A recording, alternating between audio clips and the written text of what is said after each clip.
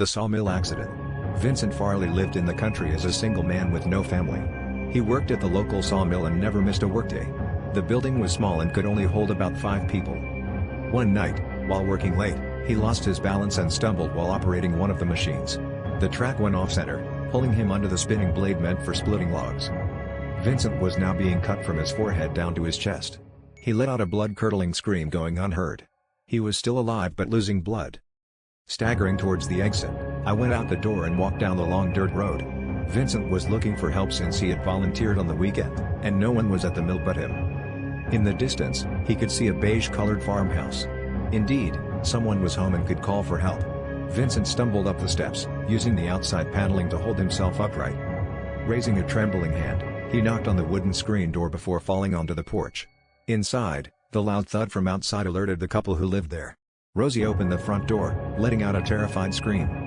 On the porch before her was an injured and bleeding Vincent. Looking over her shoulder to her husband guard, her voice quivering, she yelled, "Call the doctor." By the time the doctor arrived, it was too late. Vincent had already passed.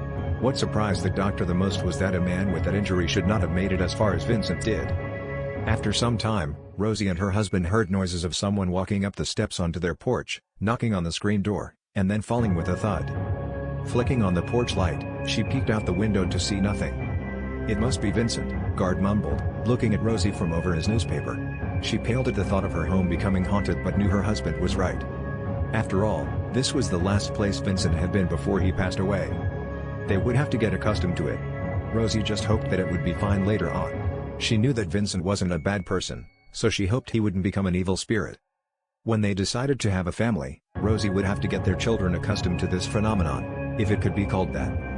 On a full moon night in the country, where an old sawmill used to stand, there is an old beige farmhouse not too far down the road. If you come across it in the middle of the night, stop and listen, and you may see and hear the ghost of Vincent Farley. Not much was known about him other than that he was a hard-working man with a miserable end to his life.